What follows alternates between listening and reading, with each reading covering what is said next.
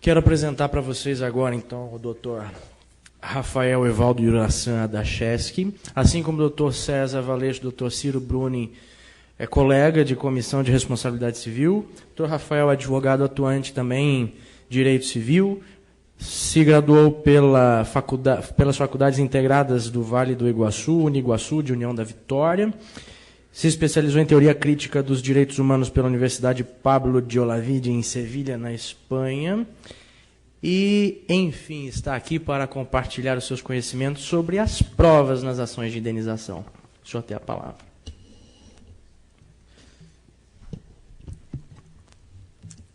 Boa noite a todos. Primeiramente, eu queria dizer que eu estou verdadeiramente honrado de estar aqui hoje participando desse debate, compondo essa mesa. E o tema que me coube introduzir aqui para a discussão posterior é sobre a instrução probatória nas ações de indenização. Quando nós temos em vista a tutela ressarcitória, as demandas, elas, como um padrão, né, como uma regra, nesse primeiro caso sem exceções, elas não se limitam a matéria exclusivamente de direito.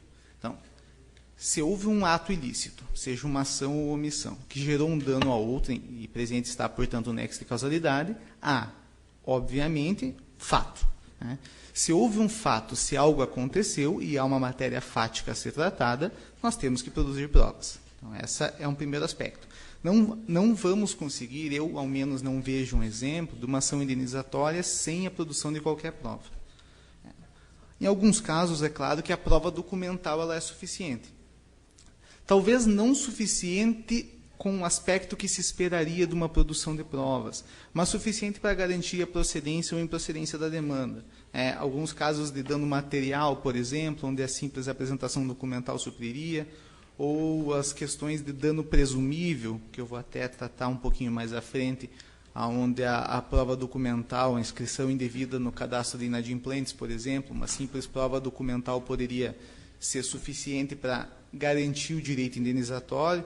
Aí eu vou entrar mais à frente com algumas críticas nesse aspecto, mas, de regra, há sempre a necessidade de produzir essas provas, ou documental, mas na maioria dos casos, além dessa primeira passagem documental, é necessário um quase exaurimento da fase instrutória. Né? Então, precisamos apresentar documentos com iniciar a contestação, mas nós precisamos também ouvir testemunhas, colher o depoimento pessoal da parte, realizar perícias, fazer inspeção judicial. Então, a maioria das ações de indenização, para que possa se chegar a uma sentença justa, nós temos que passar indispensavelmente pela instrução probatória.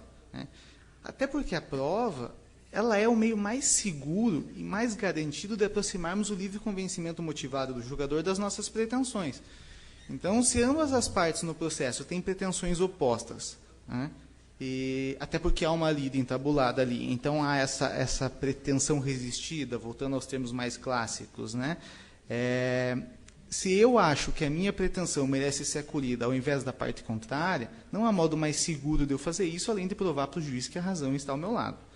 Salvo, claro, no recurso especial, né, onde a nossa amada súmula 7 nos veda de discutir matéria probatória e não só não ajuda, como atrapalha se quisermos levantar provas lá. Mas, em geral, a prova é, indubitavelmente, a maneira mais garantida de chegarmos a um sucesso na demanda, independente de representar a parte autora ou a parte ré. O sistema processual civil brasileiro, e aqui tratando de sistema como um todo, não só o Código de Processo Civil, mas também a Lei dos Juizados Especiais, o Código de Defesa do Consumidor ou outras legislações esparsas, como a Lei de Locações, Lei de Alimentos, qualquer outra legislação que traga caráter também de cunho processual, nenhuma dessas normas que compõem esse sistema processual, eles determinam quem deve produzir essa prova, quem deve produzir qualquer prova. Ou seja, nenhuma prova no sistema brasileiro ela é produzida como uma obrigação da parte. O que o sistema faz é, ao distribuir esse ônus probatório, dizer quem vai assumir o risco da não produção. Então, tanto na distribuição estática, na regra de que compete ao autor comprovar os fatos constitutivos de seu alegado direito, e compete ao réu demonstrar os fatos impeditivos, modificativos ou extintivos do direito do autor, caso assim alegue, ou nas hipóteses de distribuição dinâmica desse ônus da prova, né, seja pela distribuição legal, a hipótese da propaganda enganosa, por exemplo, onde o CDC dispõe no artigo 38, salvo engano, que compete obrigatoriamente, independente de quem propôs a demanda, compete a quem vinculou a publicidade fazer prova da ausência de prejuízo e de vício, ou na hipótese de inversão judicial, que também é uma regra de instrução processual, aqui fugindo um pouco dos outros exemplos, embora os juízes estejam majoritariamente tratando como regra de julgamento, invertendo só na sentença, a inversão do artigo 6º, inciso 8 do CDC, que é pela verossimilhança das alegações do consumidor e presente a sua hipossuficiência. Então, seja na regra geral, seja nas regras específicas de distribuição desse ônus da prova, ou seja pela inversão judicial causada, de qualquer forma, o que esse sistema diz é, se o responsável pela produção de determinada prova, de especificamente este fato, pertencia ao autor, seja porque já era ao início, seja porque o juiz inverteu, se, ao final, esse fato não estiver provado, é o autor quem perecerá em sua pretensão. Então, aqui nós estamos muito mais tratando de uma consequência do que de uma obrigação propriamente dita. E não só não é uma obrigação, como a produção de provas ela é um direito especificamente. Como eu disse um pouco anteriormente, não há garantia maior, não há um modo mais seguro de obter essa procedência ou improcedência da tutela buscada em juízo do que provando, sem a menor sombra de dúvidas, trazendo quase aquela verdade real que o processo penal tanto prega, e no civil não é o caso, mas buscando o máximo possível a aproximação dessa verdade. Só que também não basta requerer provas simplesmente ou produzi-las por mera formalidade. Se elas não forem satisfatoriamente produzidas, de nada vai adiantar. Então não adianta nós arrolarmos 3, 4 testemunhas e nenhuma delas ter presenciado os fatos, não adianta pedir o depoimento pessoal da parte contrária e não fazer as perguntas corretas, ou requerer perícia, mas apresentar quesitos genéricos e não indicar assistente técnico. Então, essa produção de prova que não seja a contento, ela vai produzir o mesmo resultado de uma não produção, ou até pior. Fui assessor por alguns anos antes no primeiro grau, antes de começar a advogar, e quando eu, pela experiência, trabalhei com 3 ou 4 magistrados na vara civil no interior, e o juiz que passava 3 horas numa sala de audiência para ouvir 10 testemunhas arroladas pelas partes e litisconsortes e nenhuma delas sabia nada, ele voltava a julgar aquele processo com uma visão muito pior das partes que arrolaram essas testemunhas e fizeram ele perder o seu tempo do que de fato ele já estava antes. Então, produzir provas por formalidade não só atrasa o procedimento, como normalmente prejudica e não traz qualquer benefício. Só que hoje quase nenhuma ou muito pouca prova é produzida de modo satisfatório. E isso nós temos visto em quaisquer quase demandas, mas nas ações indenizatórias, onde a matéria fática é a questão subjacente essencial, isso é um pouco ainda mais gritante do que nos demais casos. E essa falta de provas, existem, na verdade, vários motivos. Para isso eu destaquei aqui 2, que eu achei que seriam os mais interessantes para essa discussão. O primeiro deles é que as partes, salvo raras exceções, elas preferem discutir a imputação do ônus da prova a efetivamente produzir prova. Então, o autor entra com a ação e perde 4 ou 5 laudas dizendo por que o ônus da prova deve ser invertido para a parte ré, cita dezenas de jurisprudências, mas não pede prova. Ou pede aquele pedido formal, requer todas as provas admitidas em direito, e ao longo do processo não produz efetivamente prova alguma. A parte ré levanta várias preliminares para defender a não inversão, se o juiz inverte, agrava, recurso especial, tudo isso para discutir juridicamente o dever de prova. Chegou ao final do processo, ninguém produziu prova alguma. Então, na verdade, há muito mais uma disputa de quem vai arcar a consequência da não produção de prova alguma, do que, eventualmente, as partes se preparam ou buscam, se preocupam mais com efetivamente instruir adequadamente o processo. E o segundo, e aqui eu acho que talvez o mais polêmico ou o mais complicado dos quesitos, é a generalização da ideia do dano em si mesmo. Acredito que todo mundo aqui tem contato diário com esse tipo de experiência, do dano in re ipsa, o dano presumível. Cada vez mais sedimentado isso no nosso cenário jurídico. E não é aqui. É bom esclarecer, eu não estou tentando fazer qualquer espécie de crítica, principalmente à defesa do consumidor. O problema que eu vejo é o seguinte: ao generalizarmos a ideia da presunção do dano e dispensarmos, portanto, a necessidade de prova do dano, como consequência direta disso, está sendo dispensada a necessidade de produção de prova da extensão do dano. Então, há um fato, e esse fato geraria um dano. Na regra geral, fora do dano presumível, precisaria comprovar o fato, comprovar o dano e comprovar a extensão desse dano. No dano in re ipsa, eu apenas preciso comprovar a ocorrência do fato. Não comprovo o dano e muito menos comprovo a extensão do dano. Então, o que isso traz? O que eu vejo que isso traz? Isso traz uma certeza de condenação, em primeiro lugar. Eu fui negativado indevidamente, eu sei que eu entrando com a ação, eu não tendo o débito que gerou essa inscrição no Serasa, eu vou receber uma indenização por danos morais. Isso está batido, isso é sedimentado, eu tenho certeza da procedência da minha pretensão. Mas o que acontece é que os valores da condenação, eles essencialmente não atendem à realidade das partes. Então, às vezes acontece de a mesma empresa negativar 20 pessoas. As 20 pessoas entram com ação indenizatória, as 20 pessoas ganham R$5.000. Eu duvido que 2 dessas pessoas tenham suportado exatamente o mesmo dano entre esse grupo de 10 pessoas.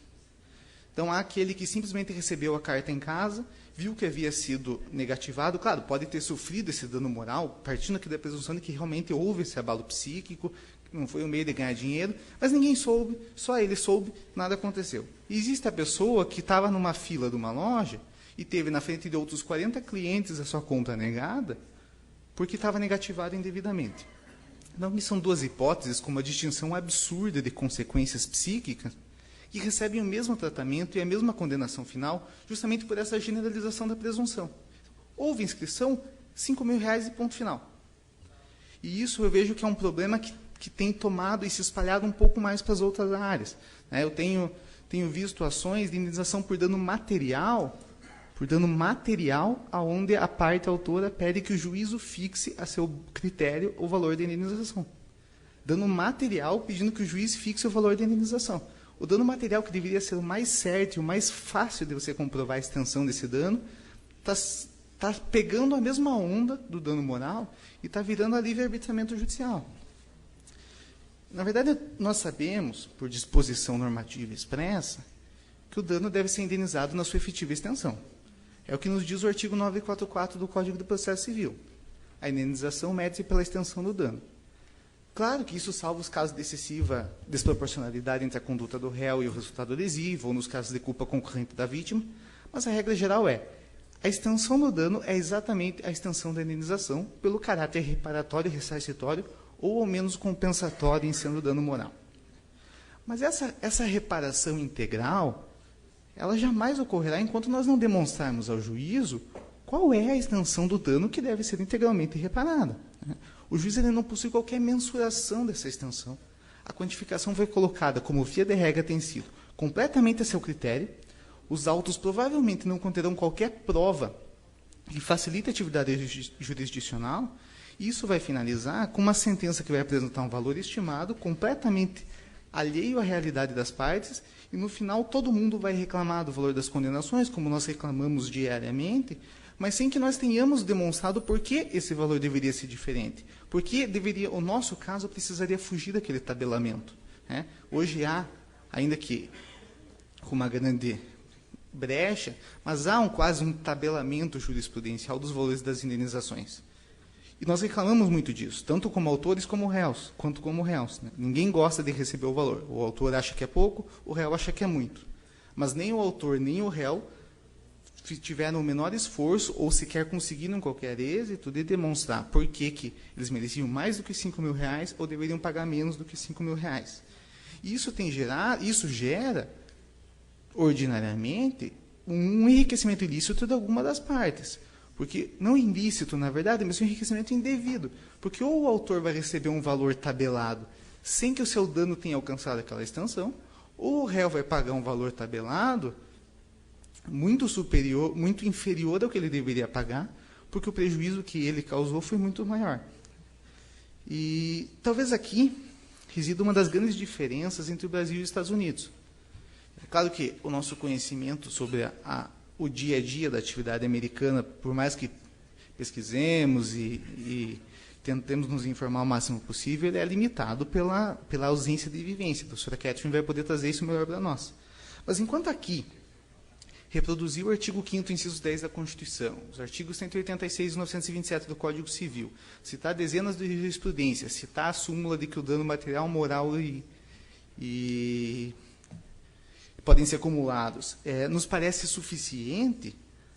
No sistema norte-americano, a prova é o que traz essa maior diferença. A preocupação maior está na prova. Aqui, a preocupação maior ela está na reprodução dos artigos de lei. Isso tanto a parte autora quanto a parte refase. Né? Se nós formos ver essa generalidade que é trazida, a nossa preocupação está muito mais, nós tratamos as ações de indenização muito mais como se fosse matéria de direito. Eu já disse ali no começo, comecei trazendo essa questão de que certamente elas não são, do que como matéria de fato que elas merecem ser, e nada além da prova pode tratar com satisfatoriedade de uma matéria de fato. Talvez até essa seja uma das razões do abismo entre a quantidade de acordos que nós temos aqui e que nós temos lá. Porque se eu tenho uma prova da mensuração, eu consigo fazer esse juízo de razoabilidade entre o que o meu cliente merece ou entre o que o meu cliente tem que pagar e o que a parte contrária está pedindo. Então, se nós produzimos provas, isso tanto judicial quanto extrajudicialmente, lá nos Estados Unidos, na verdade, tem muito mais essa parte de preparação antes do litígio. Aqui nós não temos muitas atividades. Normalmente, o autor procurou o advogado, ele já protocola a petição inicial. Não há uma pesquisa prévia, não há um contato prévio. É muito raro uma parte entrar em contato com a outra antes de distribuir a inicial. Lá já acontece um pouco mais essa situação e acontece essa preocupação com a produção de provas. Né? Então, se eu tenho uma mensuração exata de quanto aquele caso específico vai necessitar para a reparação do dano, ou se é cabível ou não essa reparação do dano, e isso só a prova vai trazer, isso facilita até o próprio acordo. Então, isso facilita não só a procedência ou improcedência, como vai facilitar que o acordo não apenas seja realizado, mas seja realizado num valor mais justo, razoável e de um modo mais fácil, inclusive. Só que, claro, que há inúmeros casos, não é apenas deficiência na nossa postura, ou não sei se esse seria o termo correto, mas não é apenas uma cultura equivocada de ausência de produção de provas e tratar ações fáticas como essas como se de direito fossem, mas há inúmeros casos em que nós tentamos produzir provas e não conseguimos, ou encontramos uma dificuldade muito grande. Talvez o exemplo mais batido, que nas últimas reuniões abertas tem sido tratado com muita frequência, é o caso da indenização por erro médico. Salvo casos excepcionais, se tratando de erro médico, a principal prova a ser realizada é a perícia. E é muito difícil, quando não impossível, conseguir que um outro médico atue como perito ou apresente um parecer ou faça qualquer atividade declarando ao juízo que o colega de profissão dele errou naquele procedimento e deu causa direta ao dano experimentado pelo autor. É muito difícil que nós consigamos isso. E, na verdade, é um coleguismo realmente que é enfrentado em qualquer profissão hoje. Né? Nós temos esse companheirismo entre os advogados também, entre os magistrados também, entre os médicos não é diferente. Então, esse tipo de situação, de uma perícia por erro médico, ele enfrenta uma dificuldade que vai muito além dos casos comuns, e talvez aqui seja um dos casos onde a gente tenha que buscar com mais afinco ainda, se não provar efetivamente, ao menos facilitar o conhecimento do juiz. Porque tanto o julgador quanto nós, advogados, somos completamente leigos nessa área de erro médico. Mas há até 2 reuniões abertas atrás que a comissão realizou, o desembargador Fagundes Cunha defendeu, que ele próprio faz inúmeras pesquisas quando trata de erro médico, em doutrina, especialmente internacional, para conseguir entender o que a prova documental do processo diz. Então, nós não temos perícia, mas nós temos laudo que o hospital realizou, nós temos o prontuário, nós temos os exames médicos que foram realizados anteriormente, e tudo isso vai constituir uma prova documental dos autos, que ainda que não suficiente, ela vai ser bem adequada, já pode ser adequada para a instrução processual, e se não para indenizar na exata responsabilidade do médico, ao menos para conseguir mensurar melhor o dano. Só que esses exames, esses laudos e esses documentos, eles possuem uma linguagem muito específica e que, para os não atuantes da área da medicina, ela é muito difícil, de uma compreensão muito difícil. Né? Então, talvez... Só que nós não podemos também apresentar essa relação de documentos enorme e esperar que todos os julgadores tenham a mesma boa vontade que um ou outro possam ter, de passar madrugadas pesquisando em sites médicos da Argentina o que significa aquele resultado daquele específico exame. Então, talvez aqui essa dificuldade gigante que nós tenhamos com a produção da perícia, nós podemos tentar superar, ao menos em parte, com a especificação, ou melhor, com o esclarecimento da prova documental. Eu acho que nós temos, o doutor César falou de fazer a nossa meia-culpa na questão do acordo, eu acho que a nossa meia-culpa ela também precisa ser feita na questão da deficiência da instrução probatória.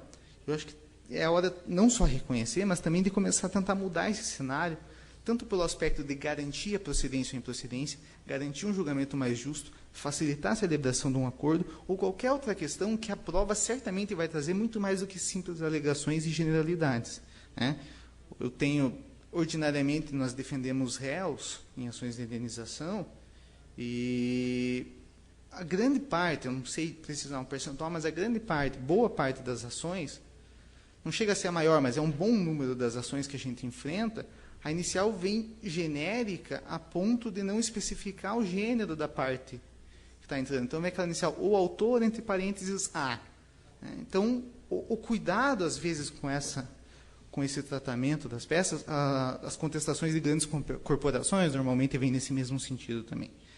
Então, o tratamento processual ele tem sido muito massificado. Essa massificação das ações ela tem tornado a discussão muito hipotética, muito genérica e com pouca produção de prova. Quase, nas reuniões que a gente fez anteriormente, nos encontros da comissão, sempre com a presença de desembargadores, nós trazemos aqui nas reuniões abertas, é quase unânime a reclamação quanto à pouca quantidade ou a deficiência das provas que foram produzidas nos autos. Daí a importância desse tema, daí o destaque dele para essa discussão aqui hoje com vocês, porque talvez seja, não sei se é porque o tema que eu especificamente pesquisei, mas é uma das questões que me parece ser a principal fonte de uma alteração da realidade das indenizações hoje. Eu acho que se o olhar sobre a instrução probatória for alterado, eu acho que as ações de indenização podem ser, o cenário das indenizações no país pode ser melhorado bastante, tanto em questão de justiça de procedências ou improcedências, quanto em relação à justiça do valor a ser arbitrado, eventualmente sendo a hipótese, né? Então era o que eu tinha para expor nesse primeiro momento para vocês, e abrimos agora para questionamentos, debates ou qualquer outras questões. Muito obrigado.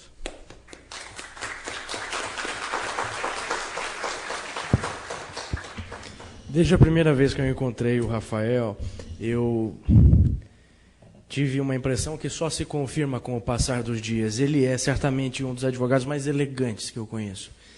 A primeira vez que eu encontrei, ele estava com um terno e um colete por baixo, com uma gravata sem igual. Parabéns, você tem um bom gosto tremendo. E eu não estou sendo... não estou aqui saindo do armário, eu estou fazendo um elogio de amigo, tá?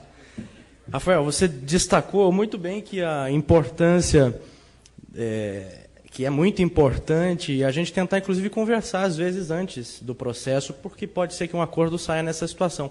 Eu tenho um processo com você nessa situação, você lembra? E até agora não recebi tua ligação. Estou esperando. Alguém quer fazer alguma colocação com relação às provas? Por favor, só um pouquinho, deixa eu ver quem está com o microfone. Giovana, sempre pronta. Está chegando.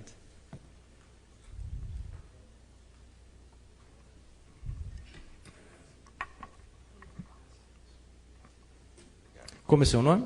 Boa noite. Boa Meu nome noite. é Madison. Por favor. Sou advogado e atuo na área de seguros também há algum tempo. Eu queria fazer um comentário e colocar também a mesa para discussão. Me parece